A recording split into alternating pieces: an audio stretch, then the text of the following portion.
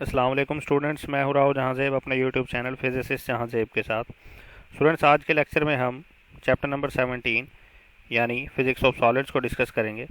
उसमें सबसे पहला जो टॉपिक है हमारा टाइप्स ऑफ सॉलिड्स है, जो कि क्रिस्टलाइन सॉलिड से हम स्टार्ट कर रहे हैं। क्रिस्टलाइन सॉलिड ऐसा सॉलिड है जिसमें एटम्स पीरियोडिकली और रेगुलरली अरेंज होते हैं। उसके बाद अगर हम बात करें अमॉर्फस सॉलिड्स की, तो उसमें एटम जो है वो इरेगुलरली अरेंज होते हैं, यानी ये इरेगुलर स्ट्रक्चर होता है एटम्स का। पॉलीमेरिक सॉलिड ऐसे सॉलिड्स होते हैं जिनका structure intermediate between crystalline and amorphous solids होता है। और इसकी एक बुक में एग्जांपल भी दी गई है जो कि एमसीक्यू के लिहाज से इंपॉर्टेंट है, जिसका जनरल फार्मूला C5H6N है। ये हाइड्रोकार्बन का जनरल फार्मूला है। अब हम बात करते हैं मैकेनिकल प्रॉपर्टीज ऑफ सॉलिड की। इसको समझने के लिए हमें पहले ये चीज़ डिस्कस करना पड़ेगी कि किसी ऑब्जेक्ट पे जब एक्सटर्नल फोर्स लगाई जाती है तो उसमें डीफॉर्मेशन पैदा हो जाती है, ठीक है। और वो डीफॉर्मेशन कौन से ऑब्जेक्ट में होती है? इलास्टिसिटी, और जिसपे इलास्टिसिटी और प्लास्टिसिटी मौजूद हो, ठीक है। तो हम इलास्टिसिटी और प्लास्टिसिटी को डिस्कस करेंगे स्ट्रेस स्ट्रेन कर्व में। मजीद मैकेनिकल प्रॉपर्टीज़ को डिस्कस करते हैं, जो कि स्ट्रेस है। स्ट्रेस क्या होती है? किसी भी ऑब्जेक्ट पे जब फोर्स अप्लाई की जाती है तो force applied on unit area of that body is called stress, ठीक है। और अगर स्ट्रेस ड्यू टू वेट निकालनी हो हमने, ठीक है, किसी बॉडी पे जो वेट की फोर्स लग रही है उसकी वजह से स्ट्रेस निकालनी है, तो वो कैसे निकालेंगे? देखिए मैं आपको बताता हूँ। Stress due to weight, stress due to weight यानी डब्ल्यू, ठीक है। वो कितनी होगी जी? फोर्स की जगह weight, weight over area is equal to weight over pi r square, और इसी के साथ weight over pi d square over 4। तो ये स्ट्रेस ड्यू टू वेट है। अब स्ट्रेस की डिफरेंट टाइप्स होती हैं, तो टाइप्स देख लेते हैं कौन कौन सी हैं। टाइप्स में हम बात करेंगे, पहली जो टाइप होती है इसकी टेंसाइल स्ट्रेस होती है, ठीक है। ये जो टेंसाइल स्ट्रेस होती है ये कब प्रोड्यूस होती है? जब किसी बॉडी पे फोर्स लगे और उसकी लेंथ में चेंज आए, ठीक है। चेंज इन लेंथ, जब उसके ऊपर फोर्स लगे और उसमें जो चेंज आए उस बॉडी में, उसकी लेंथ में चेंज आए, तो ऐसी स्ट्रेस को कहते हैं टेंसाइल स्ट्रेस। अगर बॉडी पे फोर्स लगे और उसके वॉल्यूम में चेंज आए तो उसको कहते हैं वॉल्यूमेट्रिक स्ट्रेस, ठीक है। इसमें क्या होगा? इसके वॉल्यूम में चेंज आएगा, बॉडी के चेंज इन वॉल्यूम। अब बात कर लेते हैं तीसरी टाइप की, जो कि क्या है जी? Shear stress. अगर किसी बॉडी पे फोर्स लगे और उसमें उसकी शेप में चेंज आए, ठीक है, तो उसको कहते हैं शियर स्ट्रेस, शेप चेंज, ठीक है। यानी बॉडी का जो एक पार्ट है वो दूसरे पार्ट पे स्लिप हो जाए, तो उसमें शियर स्ट्रेस पैदा हुई है, और ये टेंजेंट टू द सरफेस होती है। शियर स्ट्रेस जो है वो टेंजेंट टू द सरफेस होती है। ये आपने अच्छे से याद रखना है, ठीक है। तो अब हम बात कर लेते हैं स्ट्रेन की। जब किसी बॉडी पे स्ट्रेस लगाई जाती है तो उसमें चेंज पैदा होता है, कभी लेंथ में चेंज पैदा होता है, कभी जो है वॉल्यूम में चेंज पैदा होता है, कभी उसकी शेप में चेंज पैदा होता है। तो उसी के लिहाज से जो चेंज पैदा होता है उसको हम स्ट्रेन कहते हैं, ठीक है। तो वो जो स्ट्रेन होगा, देखते हैं क्या चीज़ है जी? स्ट्रेन, ठीक है। तो स्ट्रेन क्या होगा? स्ट्रेन होता है कि जब किसी ऑब्जेक्ट पे फोर्स लगाई तो उसमें कितना चेंज पैदा हुआ, ठीक है। और पहले वो चीज़ क्या थी, ओरिजिनली क्या थी? Change over original. अब चेंज लेंथ में हो सकता है तो लेंथ ओवर ओरिजिनल लेंथ, ठीक है। और वॉल्यूम में हो तो change in volume over original volume, इस तरीके से। तो इसकी भी डिफरेंट टाइप्स हैं, स्ट्रेन की डिफरेंट टाइप्स हैं। तो पहली टाइप की बात करते हैं। पहली टाइप है जी टेंसाइल स्ट्रेन।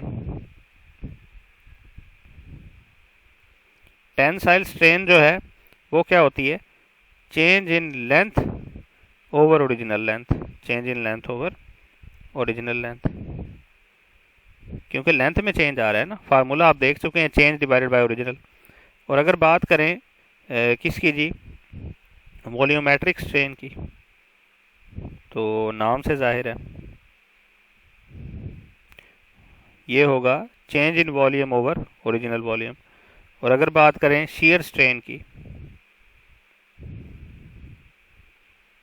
तो ये क्या होगा जी, शियर स्ट्रेन जो है वो बराबर होगी change in shape over A.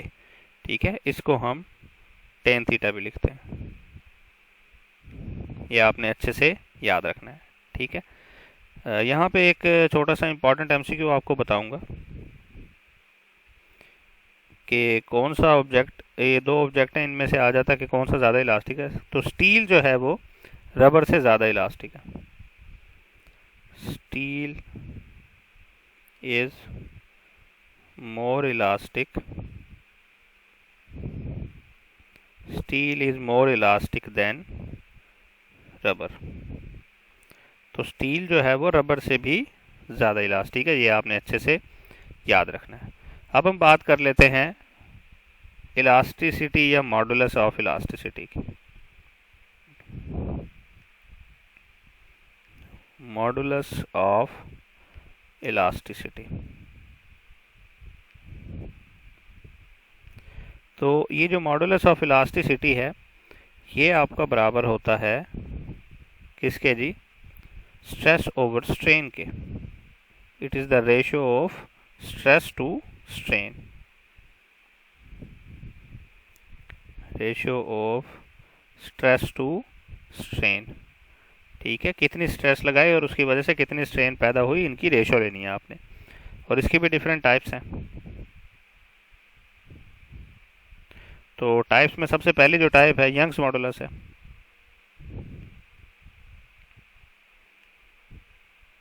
Young's modulus, तो देखते हैं यंग्स मॉडुलस क्या होता है। यंग्स मॉडुलस इसको हम शो करते हैं y से, और ये बराबर होता है stress over tensile stress over tensile strain. ठीक है, तो tensile stress over tensile strain यानी force applied on unit area यानी stress divided by tensile strain यानी डेल्टा एल ओवर एल। ठीक है जी, ये है आपका यंग्स मॉडुलस। और ये जो यंग्स मॉडुलस है ये सॉलिड वायर्स या सिलेंडर्स में होता है प्रोड्यूस। ठीक है, इसकी जगह आप सिंपली जो है वो ये भी लिख सकते हैं, क्योंकि एफ ओवर ए है तो इसकी जगह पी लिख दें, P over delta L over L. ठीक है, तो इसको आप ये भी लिख सकते हैं कि ये जो है किस में होता है, सॉलिड वायर्स और सिलेंडर्स में, सॉलिड वायर्स एंड सिलेंडर्स में होता है ये वाला जो यंग्स मॉडुलस हमने देखा है। तो दूसरा अगर बात करें तो दूसरा होता है जी क्या जी, bulk modulus.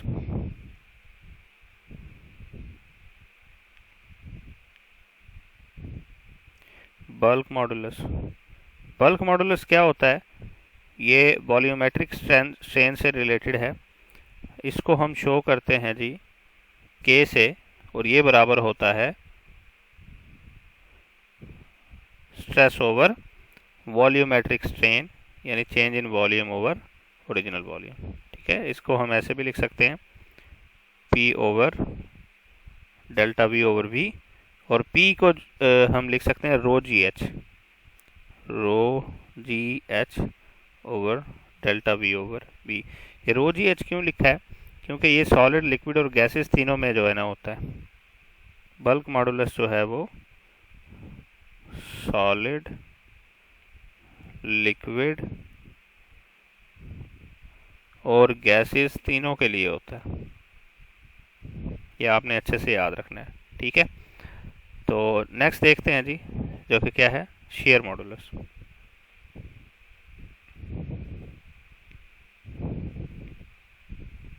Share modulus of elasticity, इसको हम शो करते हैं जी जी से, और ये बराबर होता है स्ट्रेस ओवर शेयर स्ट्रेन क्या होती है जी, डेल्टा ए ओवर ए, और इसकी जगह हम ये भी लिख सकते हैं एफ ओवर ए ओवर टेन थीटा। तो ये आपने अच्छे से याद रखना है। इसको हम मॉडुलस ऑफ रिजिडिटी भी कहते हैं, मॉडुलस ऑफ रिजिडिटी, इसको मॉडुलस ऑफ रिजिडिटी भी कहते हैं, ठीक है। और ये टेंजेंट टू द सरफेस होता है। चलें, अब हम नेक्स्ट पॉइंट पे मूव करते हैं, जिसमें मैं चंद एक एमसीक्यू आपको बताऊंगा। तो इसमें जो पहली बात है वो ये है कि ये जो आपका यंग्स मॉडुलस और आपका जो शेयर मॉडुलस होता है, ठीक है, ये गैस और लिक्विड के लिए 0 होता है, ठीक है। The value of Young's modulus and shear modulus for liquid and gas, इनके लिए क्या होता है, इनके लिए होता है जी 0। लिक्विड और गैस, इन दोनों के लिए हम फ्लूइड्स का लफ्ज़ भी इस्तेमाल कर सकते हैं ना, लिक्विड और गैस यानी फ्लूइड्स। तो इनके लिए जो यंग मॉडुलस और जो शेयर मॉडुलस है वो 0 होता है। बल्क मॉडुलस जो है वो इनका 0 नहीं होता। नेक्स्ट जो इम्पोर्टेंट एमसीक्यू है वो क्या है जी, इनकी तरतीब मैं आपको बताऊंगा कि जो बल्क मॉडुलस है वो किसका ज़्यादा होता है, क्योंकि यंग्स मॉडुलस को हमने देख लिया। तो बल्क मॉडुलस सॉलिड का सबसे ज़्यादा होता है, उसके बाद उससे कम जो है वो लिक्विड का होता है, ठीक है, और सबसे कम जो है वो बल्क मॉडुलस गैसेस का होता है, ठीक है। यानी कि ये जो सॉलिड्स होते हैं, सॉलिड्स आर मोर इलास्टिक, ठीक है, और गैसेस जो हैं वो लीस्ट इलास्टिक होते हैं,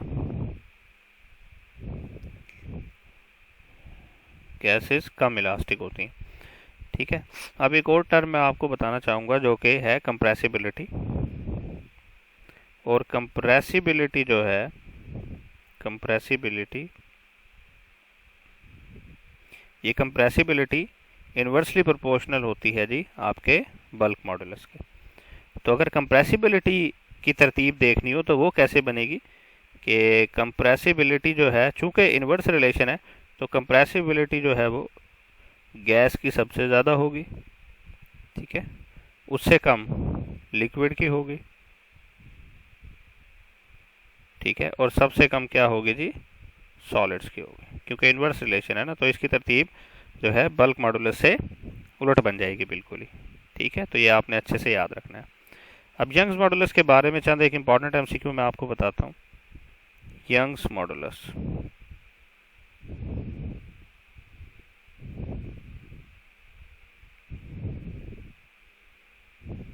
यंग्स मॉडुलस का आपने फार्मूला देखा है, जो कि बराबर होता है y is equal to F over A divided by delta L over L, ठीक है। यहाँ इसके लिए आप ये भी लिख सकते हैं, एल को ऊपर ले आए, एफ डॉट एल ओवर ए डेल्टा एल, ये भी आपका यंग्स मॉडुलस का फार्मूला है, ठीक है।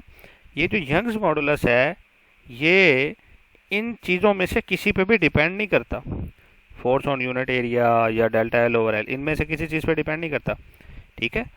तो यहाँ पे हम लिखेंगे y is independent, y is independent of all, all मतलब क्या, F A delta L L, ठीक है। तो फिर वो किस चीज़ पे डिपेंड करता है, यंग्स मॉडुलस जो है वो डिपेंड करता है, Young's modulus depends upon temperature. Young's modulus जो है वो आपका टेम्परेचर पे डिपेंड करता है।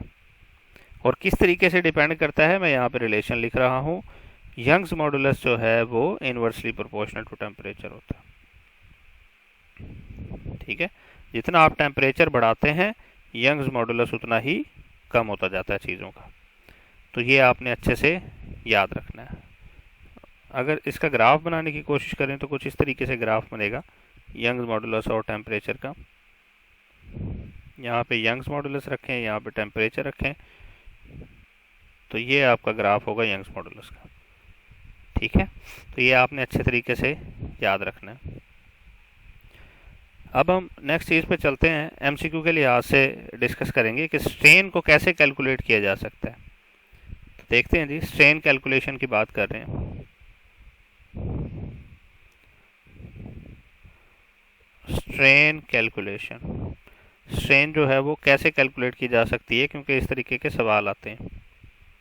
तो स्ट्रेन कैलकुलेट करने के लिए हम क्या करेंगे, सवाल कुछ इस तरीके से आता है कि अगर लेंथ डबल कर दी जाए, ठीक है, कि पहले जो है वो अगर फ़र्ज़ कर लें लेंथ L है, ठीक है, तो लेंथ L जो है वो डबल कर दी जाए, 2L कर दी जाए, तो उसमें स्ट्रेन कितनी पैदा होगी, ज़रा तवज्जो करनी है।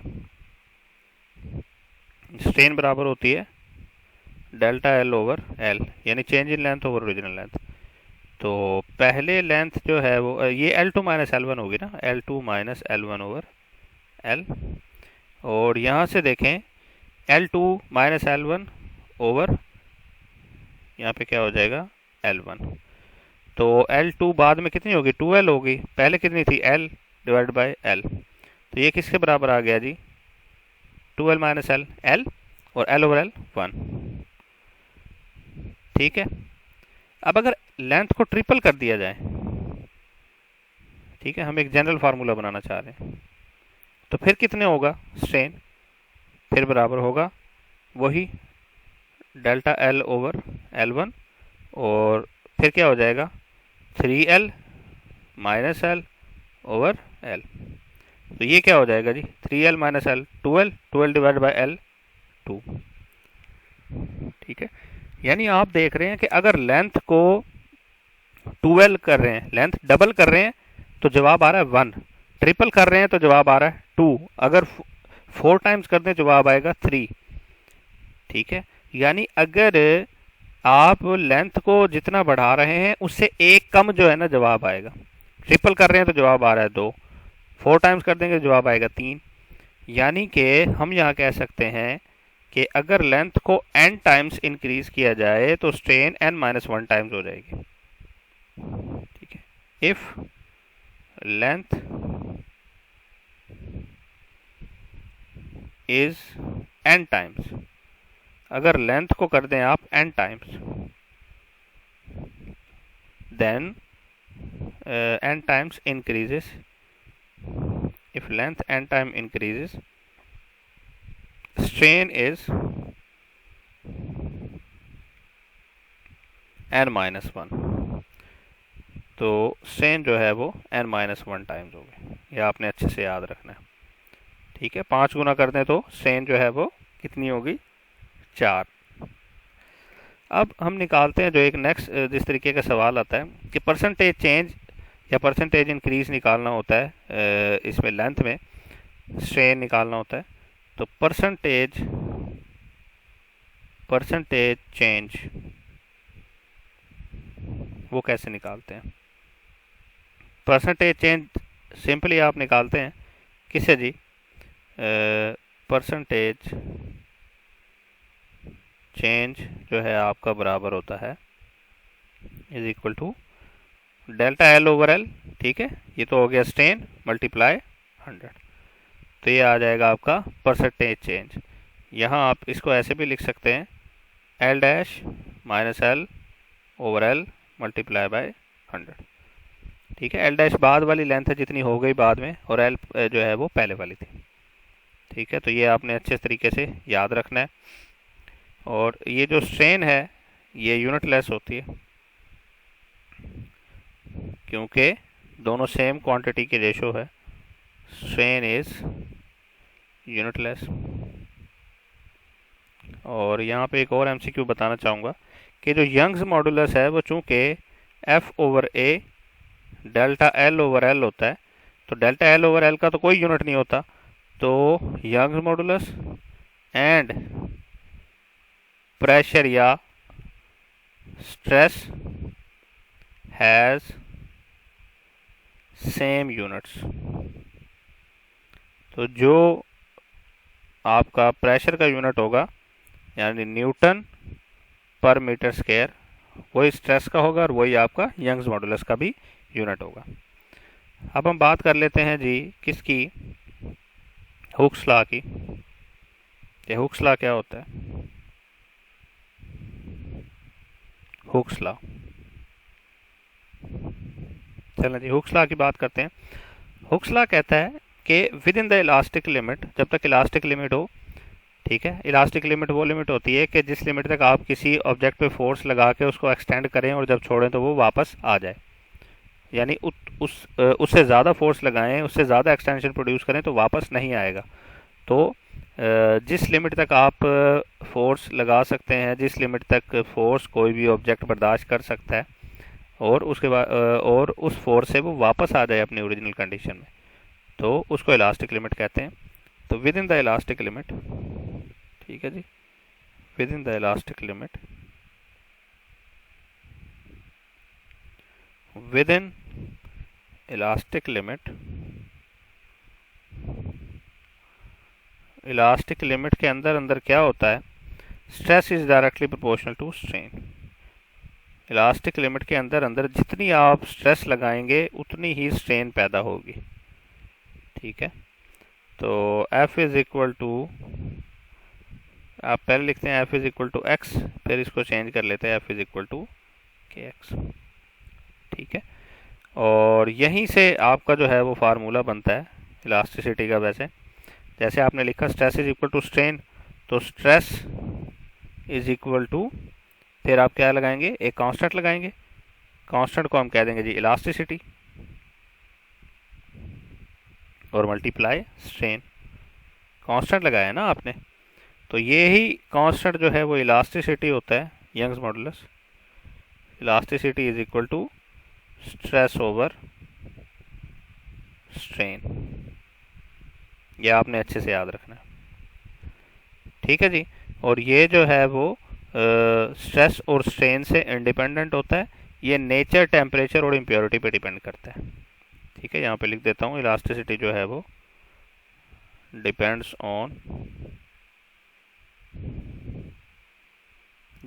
अपॉन नेचर,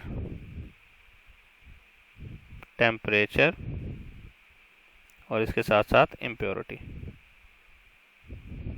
चलें जी, अब हम नेक्स्ट बात करते हैं इसकी कुछ प्रॉपर्टीज़ की। हुक्स लॉ की कुछ प्रॉपर्टीज़ हैं, प्रॉपर्टीज़, ठीक है। तो प्रॉपर्टीज़ में मैं आपको बताऊंगा कि ये जो बेसिकली इलास्टिसिटी है, इलास्टिसिटी हमें ये बताती है कि कोई मटेरियल कितना हार्ड है। इलास्टिसिटी हमें बताती है कि कोई मटेरियल कितना हार्ड है। Elasticity is directly proportional to hardness, ठीक है जी, ये आपने अच्छे से याद रखना है। और बेसिकली ये होती है, it is the measure of internal resistance of a body against deforming force. तो मैं यहाँ पे लिख देता हूँ, it is the measure of, it is the measure of internal resistance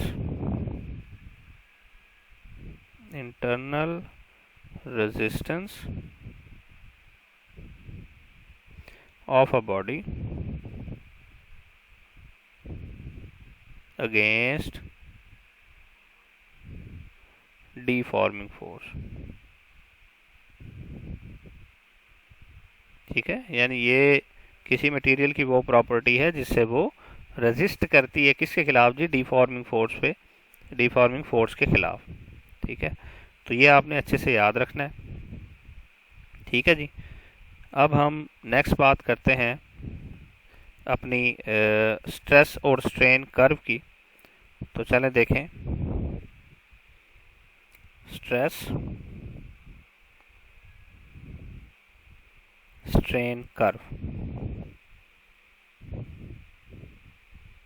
ठीक है जी, इसको कम्प्लीटली हम जो है वो डिस्कस करेंगे। मैं आपको तफसील से बताऊंगा स्ट्रेस स्ट्रेन कर्व के बारे में।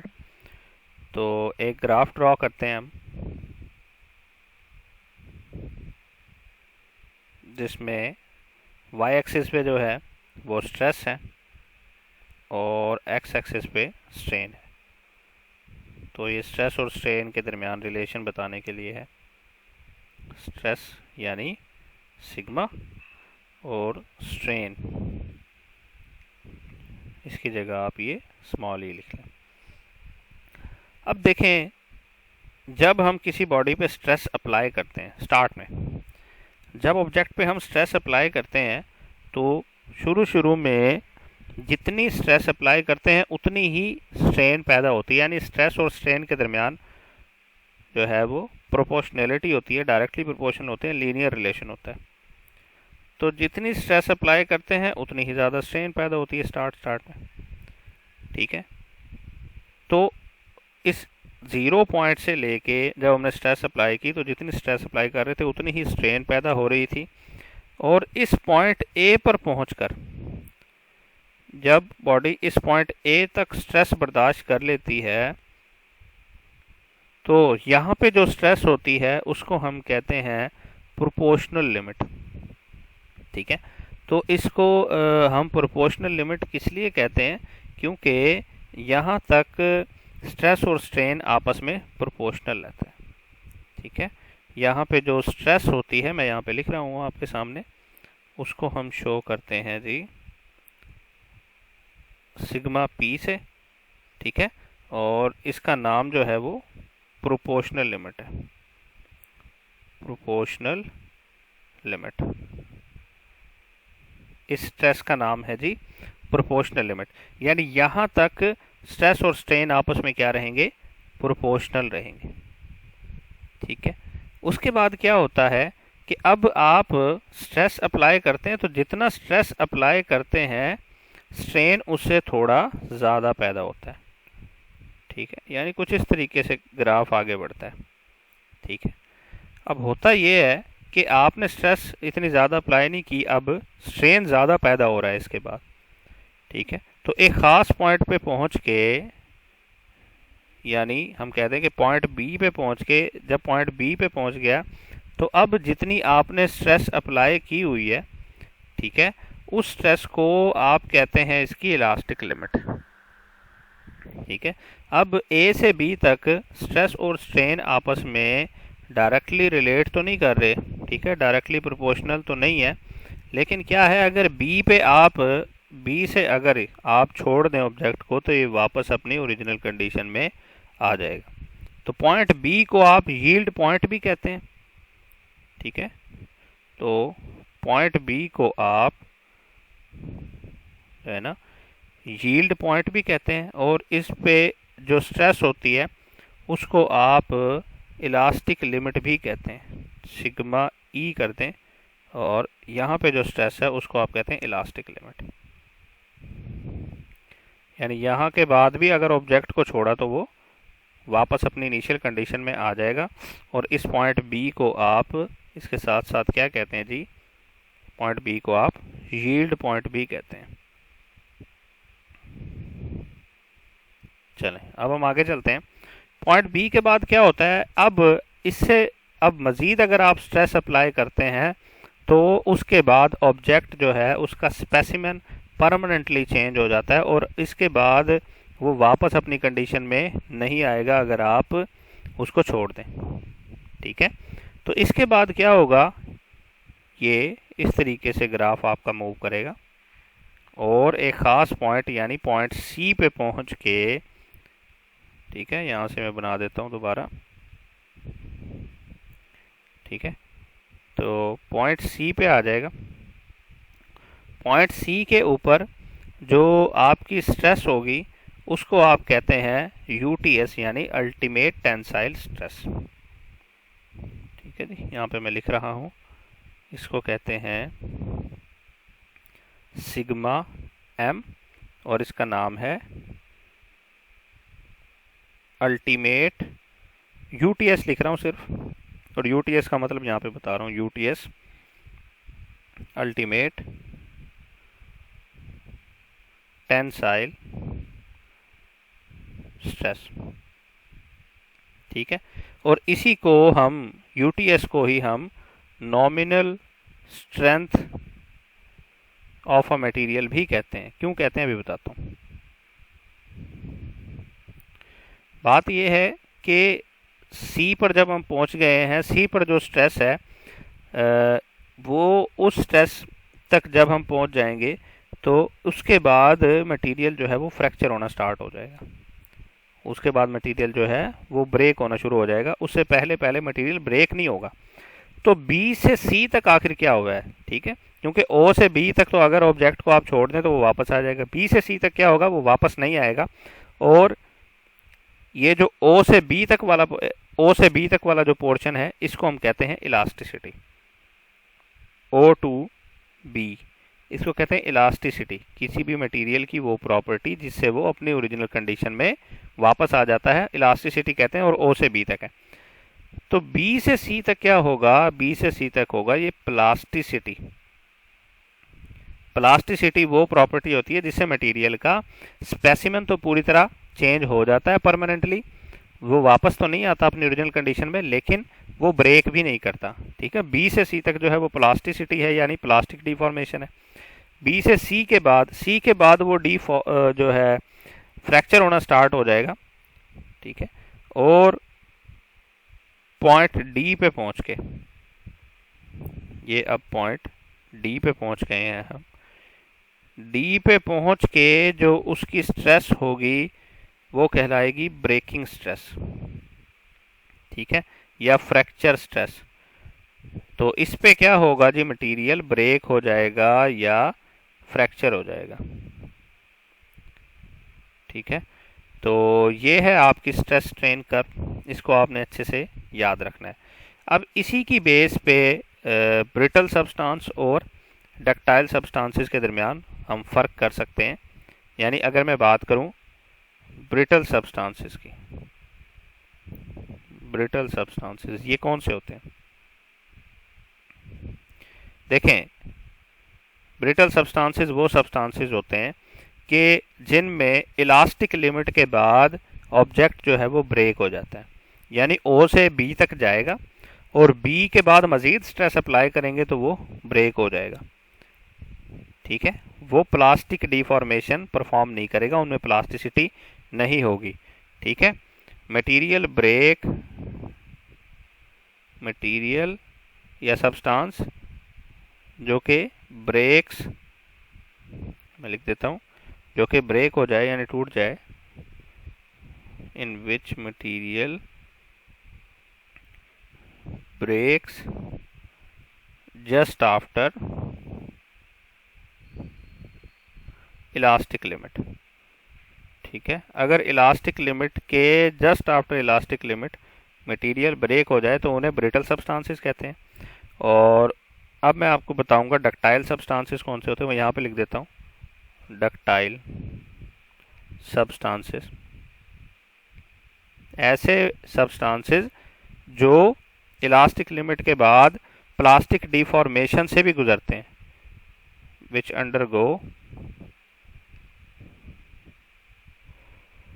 अंडरगोज प्लास्टिक डिफॉर्मेशन या प्लास्टिसिटी। ठीक है, यानी वो ब्रेक नहीं होते इलास्टिक लिमिट के फौरन बाद, प्लास्टिक डिफॉर्मेशन भी परफॉर्म करते हैं, उसके बाद जाके वो ब्रेक होते हैं। तो ये आपने याद रखना है, ब्रिटलनेस और डक्टिलिटी में ये आपने फ़र्क रखना है। अब हम बात करेंगे स्ट्रेन एनर्जी की। ठीक है, strain energy deformed materials, strain energy in deformed materials. तो डिफॉर्म्ड मटेरियल्स में जो स्ट्रेन एनर्जी होती है वो क्या होती है? तो स्ट्रेन एनर्जी जो है वो आपकी बराबर होती है U is equal to W is equal to half F delta L। ठीक है, ये डेल्टा L है, चेंज इन लेंथ। आपकी बुक में FL1 लिखा होगा, तो यहाँ से अगर आपने फोर्स निकालनी हो तो वो किसके बराबर आ जाती है जी? फोर्स आपको पता है, जो आपने फार्मूला पढ़ा हुआ है यंग्स मॉडुलस का। फोर्स आपको पता है जी, बराबर होती है F is equal to Y A delta L over L. अगर इस फोर्स को आप ऊपर वाले फार्मूले में पुट करें तो आपके पास फार्मूला क्या बनता है जी? U is equal to half Y A delta L square over L. अब एक तो ये फार्मूला आपके पास किसका जी? आपकी स्ट्रेन एनर्जी का। ये स्ट्रेन एनर्जी का फार्मूला आपकी बुक में जो है वो डिफरेंट टर्म्स में लिखा हुआ है। हाफ वाई की जगह उन्होंने लिखा हुआ है इलास्टिक मॉडुलस ई, ए डेल्टा एल की जगह लिखा हुआ है L, L one square over L. तो आपकी बुक में इस तरीके से लिखा हुआ है, फार्मूला सेम ही है, ये आपने याद रखना है। अब हम बात करेंगे ब्रेकिंग टेंशन और ब्रेकिंग फोर्स की। तो देखते हैं ब्रेकिंग टेंशन क्या है। ब्रेकिंग टेंशन या ब्रेकिंग फोर्स, ये मैं आपको बता चुका हूँ। वो फोर्स जिस पे मटेरियल जाके ब्रेक हो जाए उसको ब्रेकिंग टेंशन कहते हैं, ठीक है। और जिस वायर का एरिया सबसे ज़्यादा होता है उसको जो ब्रेकिंग टेंशन रिक्वायर होती है वो भी सबसे ज़्यादा होती है, लेंथ पे डिपेंड नहीं करती। It is breaking tension independent of length.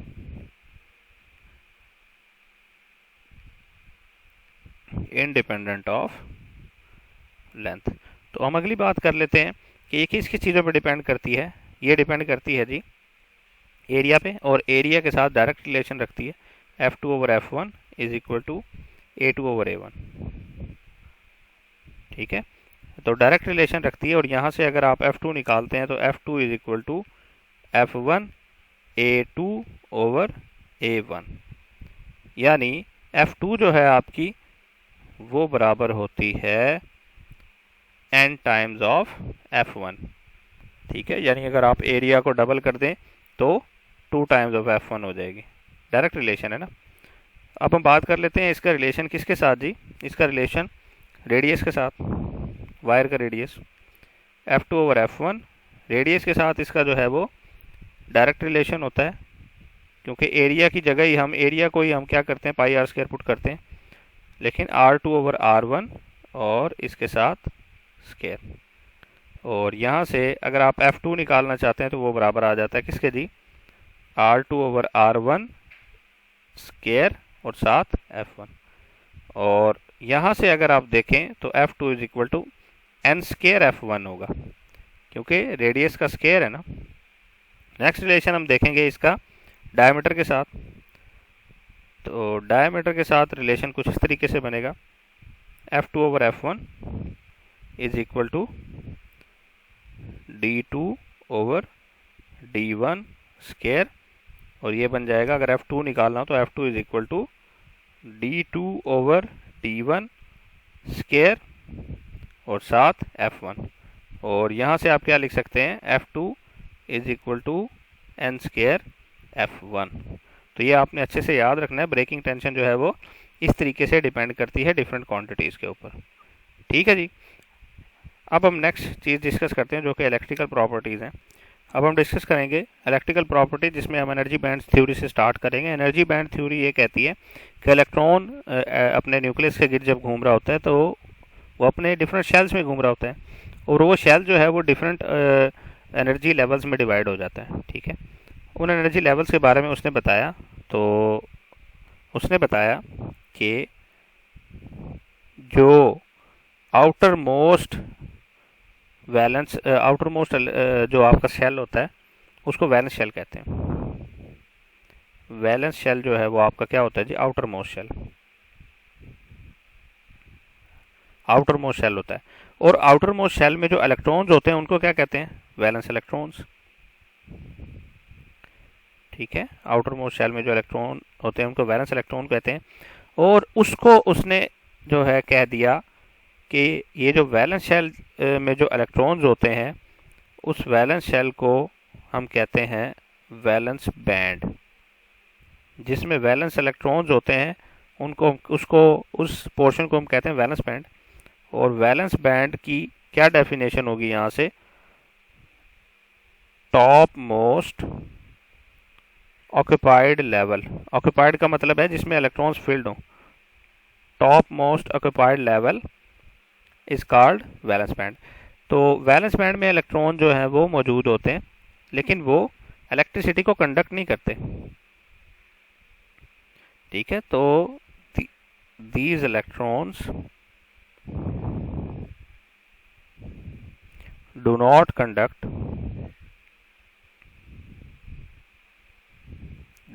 conduct electricity। तो ये आपने अच्छे से याद रखना है, ये इलेक्ट्रिसिटी को कंडक्ट नहीं करते इसके इलेक्ट्रॉन्स। इसके ऊपर एक और बैंड होता है जिसको कहा जाता है जी, क्या कहा जाता है, कंडक्शन बैंड। ये मैं बना के भी बताऊंगा आपको, कंडक्शन बैंड। ठीक है, तो ये कौन सा बैंड होता है, इसमें इलेक्ट्रॉन्स जो है वो फ्री इलेक्ट्रॉन्स होते हैं। फ्री इलेक्ट्रॉन्स होते हैं इसके अंदर, और वो फ्री इलेक्ट्रॉन्स जो है वो कंडक्शन भी प्रोड्यूस कराते हैं, प्रोड्यूस कंडक्शन। ठीक है, तो वैलेंस बैंड और कंडक्शन बैंड के दरमियान एनर्जी का एक गैप होता है जिसको फॉरबिडन गैप कहते हैं। ये कुछ इस तरीके से होता है। ये जो ऊपर वाला बैंड है ये कहलाता है कंडक्शन बैंड, और नीचे वाला जो बैंड है वो कहलाता है जी वैलेंस बैंड। और इनके दरमियान जो एनर्जी का गैप होता है डेल्टा ई, उसको कहते हैं फॉरबिडन गैप कहलाता है। यानी यहाँ पे इलेक्ट्रॉन मौजूद नहीं होते, किसी भी इलेक्ट्रॉन को वैलेंस बैंड से कंडक्शन बैंड में जाने के लिए एनर्जी की ज़रूरत पड़ती है। ठीक है, चाहे आप किसी भी तरीके से उसको एनर्जी दे दें, हीट करके दे दें या किसी भी तरीके से। ठीक है, तो एनर्जी बैंड थ्योरी की बेस पे ही हम क्या करते हैं, इंसुलेटर, कंडक्टर और सेमीकंडक्टर्स को हम डिफ्रेंशिएट करते हैं। ठीक है जी, तो हम देखते हैं जी, सबसे पहले बात करते हैं कंडक्टर्स की। तो जो कंडक्टर्स होते हैं, कंडक्टर्स की जो कंडक्टिविटी होती है,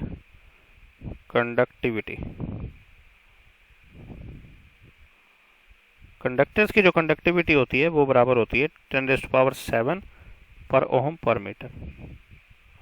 ठीक है, इसके अलावा अगर हम बात करें उसके बैंड स्ट्रक्चर की, तो उसका जो बैंड स्ट्रक्चर होता है वो कुछ इस तरीके से होता है कि कंडक्टर्स में कंडक्शन और वैलेंस बैंड आपस में ओवरलैप कर रहे होते हैं।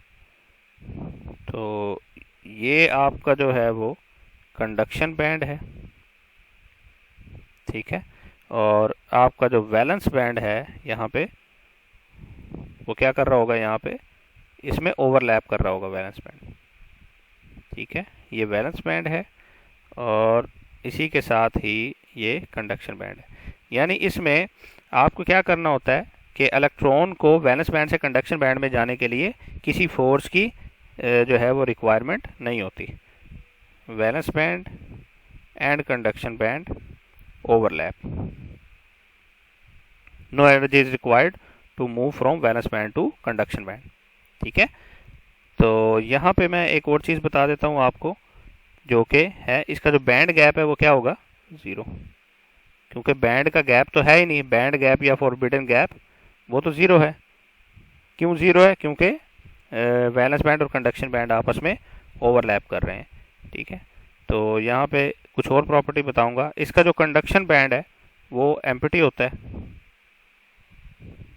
ठीक है, और इसी के साथ साथ जो इसका वैलेंस बैंड है वो फील्ड होता है। और ये किस कंडीशन में होता है ये भी मैं आपको बता रहा हूँ। ये होता है किसमें जी, एट 0 केल्विन, एट 0 केल्विन। ठीक है, और ऑर्डिनरी या रूम टेम्परेचर पे, ऑर्डिनरी या रूम टेम्परेचर पे क्या होता है कि कंडक्शन बैंड और वैलेंस बैंड ये दोनों ही क्या हो सकते हैं, ये फील्ड हो सकते हैं, कैन बी फील्ड। ठीक है, कैन बी फील्ड पार्शली और फुली। ठीक है, तो ये है at ordinary temperature, at ordinary temperature valence और कंडक्शन बैंड जो है वो आप कह सकते हैं कि फील्ड हो सकते हैं। ठीक है, तो इसमें जो कंडक्टर में जो करंट होता है वो ड्यू टू इलेक्ट्रॉन्स होता है, करंट जो है वो ड्यू टू इलेक्ट्रॉन्स होता है। ये सारे मैं आपको एमसीक्यू के लिए यहाँ से बता रहा हूँ। और इनका जो टेम्परेचर कॉफिशेंट है वो होता है पॉजिटिव टेम्परेचर कॉफिशेंट। इसमें क्या होता है कि टेम्परेचर इंक्रीज करने से इनकी रेजिस्टेंस क्या हो जाती है जी, बढ़ जाती है, यानी resistance directly proportional to temperature. अब नेक्स्ट हम मूव करते हैं इंसुलेटर्स पे। तो देखते हैं जी इंसुलेटर्स क्या होते हैं। इंसुलेटर्स, ठीक है, इंसुलेटर्स की अगर बात करें कंडक्टिविटी की, तरतीब से चलेंगे हम। इंसुलेटर्स की कंडक्टिविटी जो है वो होती है 10 से 10⁻20, 10⁻10 टू 10⁻20 पर ओहम पर मीटर। ठीक है, और अगर बात करें इसके बैंड स्ट्रक्चर की, तो कंडक्शन बैंड और वैलेंस बैंड के दरमियान जो बैंड गैप है वो काफ़ी ज़्यादा होता है। ठीक है, अगर इस तरीके से हम देखें, इसके कंडक्शन और वैलेंस बैंड के दरमियान काफ़ी गैप होता है।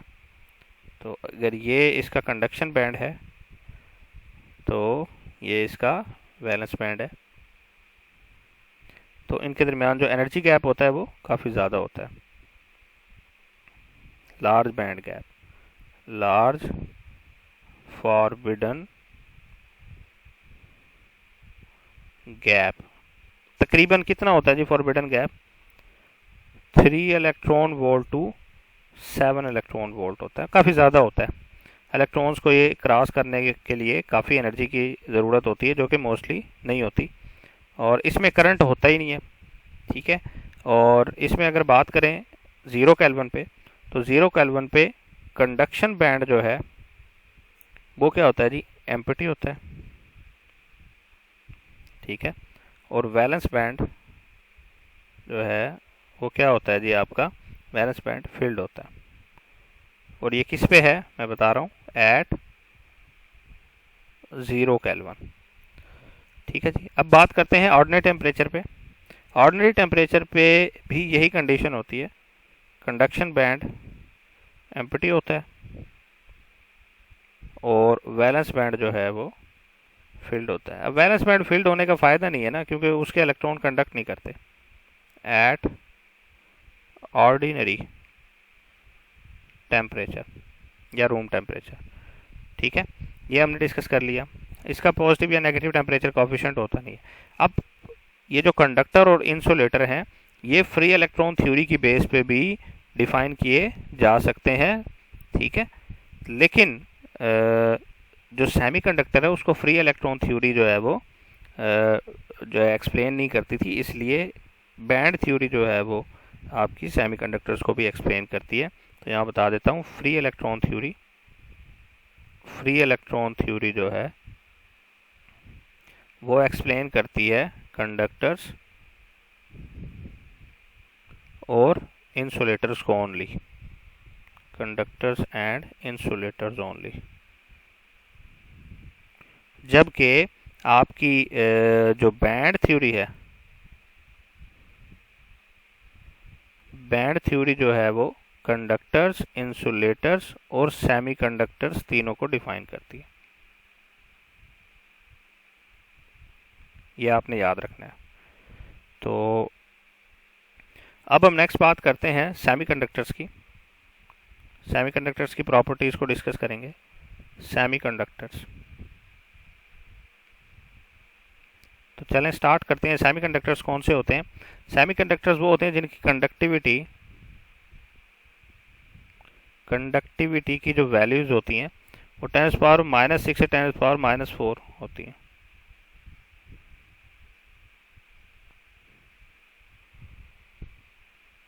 पर ओहम पर मीटर। आपके पास कंडक्टिविटी हो तो रेजिस्टिविटी की वैल्यू आप खुद निकाल सकते हैं, तो ये आपने बस कंडक्टिविटी की वैल्यू याद रखनी है।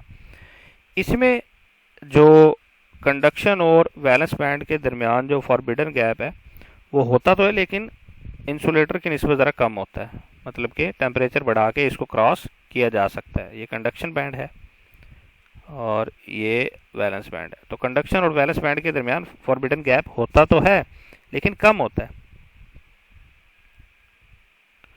Less band gap, less forbidden gap, कम होता है, और ये टेम्परेचर बढ़ा के ये और भी ज़्यादा कम किया जा सकता है। तो इसका जो बैंड गैप है तकरीबन ये बराबर होता है जी 0.7 इलेक्ट्रॉन वोल्ट से 1.1 इलेक्ट्रॉन वोल्ट, यानी कम ही होता है। और इसमें जो करंट होता है वो करंट जो है वो due to electrons and hole होता है। Current is due to electrons and holes, इन दोनों चीज़ों की वजह से इसमें करंट होता है। अगर इसके कंडक्शन बैंड की बात की जाए तो इसका जो कंडक्शन बैंड है, कंडक्शन बैंड इसका एम्प्टी होता है। कब होता है ये बताऊंगा। और इसका जो वैलेंस बैंड होता है वो फिल्ड होता है, ठीक है, एट 0 केल्विन। 0 केल्विन पे तीनों की कंडीशंस जो है वो सेम है, ठीक है। और अगर हम बात करें अब इसकी जो है एट ऑर्डिनरी टेम्परेचर, तो ऑर्डिनरी टेम्परेचर पे जो कंडक्शन बैंड है वो कभी कभी फिल्ड होता है और कभी कभी एम्प्टी होता है। कंडक्शन बैंड जो है somewhat empty and somewhat field. कभी एम्प्टी होता है कभी फील्ड होता है। वो किस वजह से होता है? क्योंकि टेम्परेचर से इसका जो है टेम्परेचर चेंज करने से इसके वैलेंस बैंड के जो इलेक्ट्रॉन्स है वो क्रॉस कर सकते हैं फॉरबिडन गैप को। टेम्परेचर ज़्यादा होगा तो कंडक्शन बैंड में जो है वो इलेक्ट्रॉन्स मौजूद होंगे, टेम्परेचर कम होगा तो इलेक्ट्रॉन मौजूद नहीं होंगे, वो वैलेंस बैंड में होंगे। तो इसका जो टेम्परेचर कॉफिशेंट है वो है नेगेटिव टेम्परेचर कॉफिशेंट, यानी resistance is inversely proportional to temperature. Temperature बढ़ा के इसकी रेजिस्टेंस जो है वो कम की जा सकती है। तो ये था हमारा आज का लेक्चर। इसके रिलेटेड अगर सवाल हो तो आप हमसे पूछ सकते हैं। नेक्स्ट वीडियो तक के लिए अल्लाह हाफिज़।